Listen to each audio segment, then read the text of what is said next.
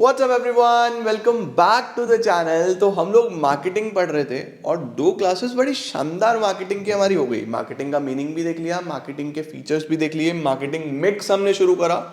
P P P P product price place promotion, product हो गया, price हो गया। आज की क्लास में प्लेस या फिजिकल डिस्ट्रीब्यूशन को हम लोग पढ़ने वाले हैं और इसके अंदर काफ़ी सारी चीज़ें आती हैं, इसको कवर करेंगे और फिर एक बचेगा प्रमोशन और आपका चैप्टर खत्म। तो आइए जल्दी से इस इंटरेस्टिंग टॉपिक को एंडिंग की तरफ लेके चलते हैं और 75% चैप्टर खत्म होने वाला है। चलिए लेट्स बिगिन।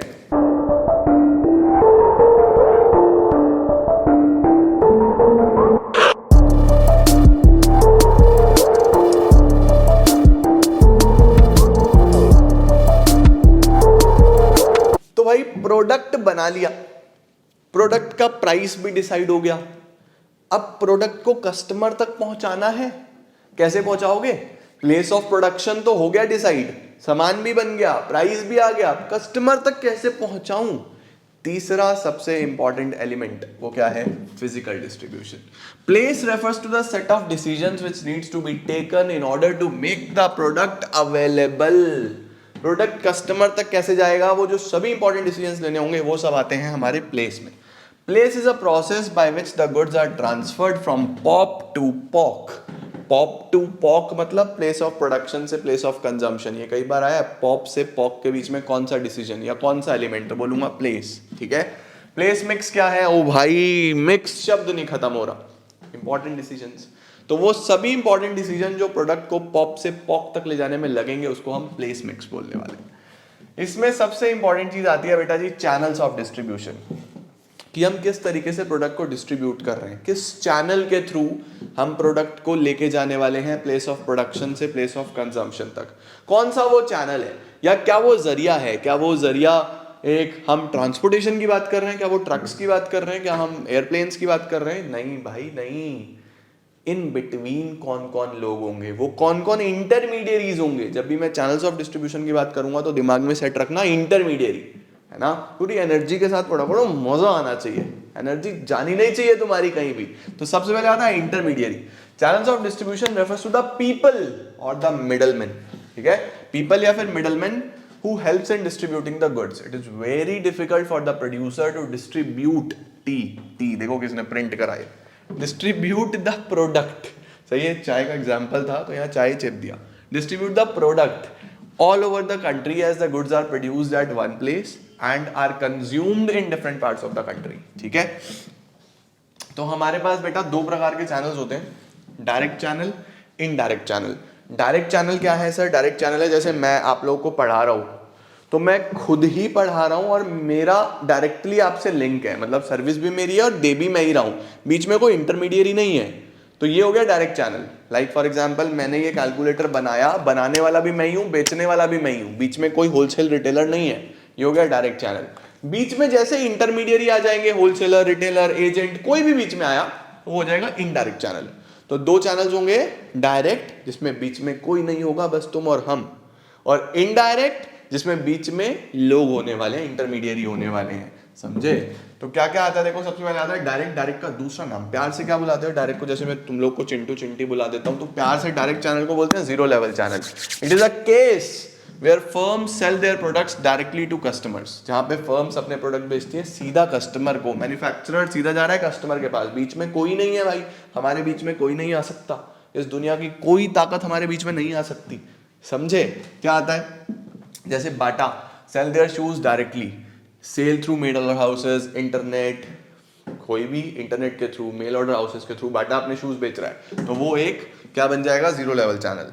इनडायरेक्ट चैनल कौन से होते हैं? इनडायरेक्ट होता है जब बीच में इंटरमीडियरी आ जाता है, कि कोई मिडलमैन आएगा और वो हमारे प्रोडक्ट को दूर तक पहुंचाएगा। ये तब होता है जब मार्केट बहुत बड़ा है और आपका प्रोडक्ट एक स्टैंडर्डाइज प्रोडक्ट है, कोई दिक्कत नहीं है, दूर तक ले जाया जा सकता है, तो ये अच्छी चीज आ जाती है। जैसे इनडायरेक्ट में सबसे पहले आता है one level channel. Sir one level मतलब बीच में एक इंटरमीडियरी। सर टू लेवल मतलब बीच में दो इंटरमीडियरी। सर थ्री लेवल मतलब बीच में तीन इंटरमीडियरी। तो डायरेक्ट में तो कोई बीच में होगा ही नहीं। इनडायरेक्ट में one level, two level, three level, बीच में एक इंटरमीडियरी तो वन लेवल, दो इंटरमीडियरी तो टू लेवल, तीन इंटरमीडियरी तो थ्री लेवल। ठीक है, देखो वन लेवल चैनल क्या है? In this only one intermediary is adopted, एक ही इंटरमीडियरी बीच में होने वाला है, सही। Goods passes from manufacturer to retailer, और रिटेलर भेजेगा कस्टमर को, बीच में एक ये आ गया, तो अब ये वन लेवल हो गया, ठीक है। टू लेवल में क्या आता है? जब बीच में दो होंगे, मैन्युफैक्चरर से होलसेलर, होलसेलर से रिटेलर, रिटेलर से कस्टमर। तो यहाँ पे क्या होगा? This is most commonly adopted distribution network maximum products के लिए, जैसे सोप, सोल्ट, कोई भी प्रोडक्ट ले लो आप, टूथपेस्ट ले लो, कुछ भी ले लो, उसमें यूजुअली हमारे देश में ये चलता है, सही। थ्री लेवल क्या होता है? कि एजेंट और आ जाएगा, वो एजेंट कहीं पे भी हो सकता है यार, एजेंट होलसेलर के और रिटेलर के बीच में भी हो सकता है, रिटेलर और कस्टमर के बीच में भी हो सकता है, एजेंट कहीं भी आ सकता है, बट मोस्ट स्पेसिफिकली हम उसको यहीं रखते हैं, ठीक है। तो इनडायरेक्ट में तीन लेवल में तीन लोग आएंगे, मैन्युफैक्चरर, एजेंट, एजेंट से होलसेलर, होलसेलर से रिटेलर, रिटेलर से कस्टमर। सर होलसेलर कौन है? जो बल्क में माल बेचता है। रिटेलर कौन है? जो एक एक दो दो पीस में भी माल बेचता है। कस्टमर कौन है? खरीदने वाला। एजेंट कौन है? जो अवेलेबल कराता है कई बार माल, समझे। नेक्स्ट क्या है? अब हम कैसे डिसाइड करें कि हमें कौन से चैनल में जाना है, हमें डायरेक्ट में जाना है या हमें इनडायरेक्ट में जाना है, मैं कैसे चूज करूं? तो उसके कुछ वैल्यूज हैं, कुछ पॉइंट्स हैं जिन्हें देख के आप आसानी से आइडेंटिफाई कर सकते हो कि आपके लिए कौन सा चैनल बेस्ट है। जैसे सबसे पहले प्रोडक्ट रिलेटेड, अब अपने प्रोडक्ट को देखो, आपका वैल्यू ऑफ प्रोडक्ट कैसा है। अगर आपका प्रोडक्ट बहुत महंगा है तो यार देखो, जितने लोग बीच में होंगे उतना नुकसान होने का चांस है, पता नहीं ठीक से कैरी करेंगे या नहीं करेंगे, चोरी ना हो जाए। तो अगर आपका प्रोडक्ट बहुत महंगा है, बहुत ही एक्सपेंसिव है, तो शॉर्टर चैनल। और आपका प्रोडक्ट ठीक है, चीप है यार, कोई दिक्कत नहीं है, नॉर्मल सा प्रोडक्ट है, तो आप बड़ा चैनल भी ले सकते हो। If the unit value is high और for expensive product direct sale is preferred, जबकि लेस कॉस्टली के लिए लॉन्गर चैनल्स लिए जा सकते हैं। तो प्रोडक्ट में सबसे पहले पैसा देखो। दूसरा कॉम्प्लेक्सिटी, कॉम्प्लेक्सिटी का मतलब कि क्या प्रोडक्ट के जो फीचर्स हैं वो काफ़ी कॉम्प्लेक्स हैं, हर कोई नहीं समझा पाएगा। लाइक लैपटॉप्स वगैरह में कई बार कुछ ऐसी चीज़ें होती हैं जो कस्टमाइज्ड होती हैं, कस्टमर ने जिससे कस्टमाइज कराया वही अच्छे से समझा सकता है। तो अगर कोई ऐसा प्रोडक्ट है जो कॉम्प्लेक्स है, सामने वाले को समझ में नहीं आएगा, तो डायरेक्ट चैनल। और अगर कोई ऐसा प्रोडक्ट है जो स्टैंडर्ड है, जनरल है, कोई भी आसानी से चला सकता है, तो इनडायरेक्ट चैनल, ठीक है। Technically complex product require expert advice and guidance, so direct sale is preferred. For simple product longer channels can be preferred.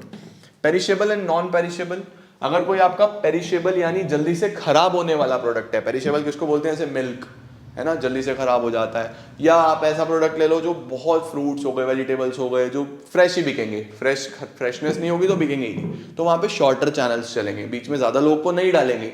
लेकिन अगर ऐसा प्रोडक्ट है जो खराब ही नहीं होता, नॉन पेरिशेबल, तो वहाँ पे तो अगर ट्रांसपोर्टेशन में होलसेलर से रिटेलर, रिटेलर से कस्टमर टाइम भी लग गया तो कोई प्रॉब्लम नहीं है। पेरिशेबल है तो शॉर्टर चैनल, नॉन पेरिशेबल है तो बड़ा चैनल ले सकते हो। नेचर ऑफ द प्रोडक्ट, ये तो सिंपल है यार, कि अगर कस्टमाइज प्रोडक्ट है तो डायरेक्ट सेल्स चलेगी, कस्टमाइज नहीं है, जनरल प्रोडक्ट है, तो आप बीच में इंटरमीडियरी ले सकते हो। इसके बाद आता है कंपनी रिलेटेड। कंपनी क्या चाहती है? क्या कंपनी कंट्रोल पूरा टाइट चाहती है? कंपनी चाहती है हमें ही बस प्रोडक्ट के बारे में पता हो और किसी को पता ही ना हो, तो डायरेक्ट चैनल। कंट्रोल कंपनी को कोई दिक्कत नहीं है, कंपनी बोलती है सेल से मतलब है यार, कंट्रोल से कोई मतलब नहीं है, तो इनडायरेक्ट चैनल। फाइनेंस, अगर कंपनी के पास कोई भी फाइनेंस की प्रॉब्लम नहीं है तो कंपनी खुद सेल करे। कंपनी को क्या जरूरत है कि होलसेलर उसकी मार्केटिंग करे, रिटेलर उसकी मार्केटिंग करे, ताकि हमारा पैसा बच जाए। तो अगर कंपनी के पास सफिशिएंट फाइनेंस है तो कंपनी डायरेक्ट चैनल ले सकती है। फाइनेंस की कमी है, दूसरों की मदद चाहिए, तो इनडायरेक्ट चैनल्स, ठीक है जी। मार्केट रिलेटेड फैक्टर्स, बाजार में क्या चल रहा है, नेचर ऑफ द मार्केट। अब जैसे आपका इंडस्ट्रीज है, इंडस्ट्रियल मार्केट में यूजुअली डायरेक्ट सेलिंग चलती है, कंज्यूमर मार्केट में डिस्ट्रीब्यूशन चैनल्स चलते हैं। तो मार्केट ट्रेंड्स को भी देख के चलना पड़ता है कि चलता क्या है, स्टैंडर्ड क्या है। इसके बाद ज्योग्राफिकल कॉन्सेंट्रेशन, अगर आपके बायर्स एक ही छोटे से एरिया में है, लिमिटेड एरिया में है, तो आप डायरेक्ट चैनल्स ले सकते हो।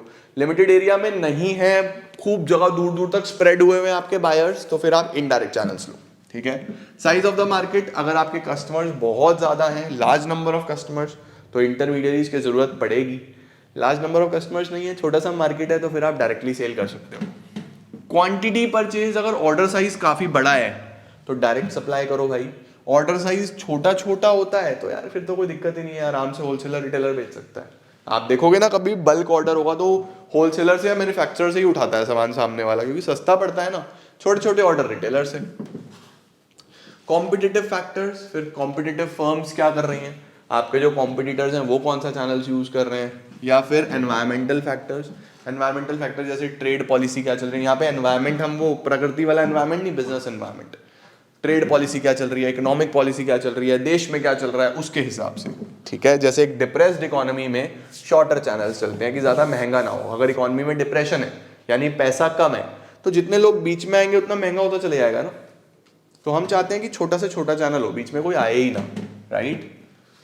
अब फिजिकल डिस्ट्रीब्यूशन में आता क्या क्या है सर, अगर मुझे प्रोडक्ट को अपने फिजिकली डिस्ट्रीब्यूट करना है तो कौन से इंपॉर्टेंट एलिमेंट्स हैं। सबसे पहले आपको ये चारों एलिमेंट्स पकड़ने हैं, ठीक है। 4 एलिमेंट्स कौन कौन से हैं, order processing, transportation, warehousing, inventory.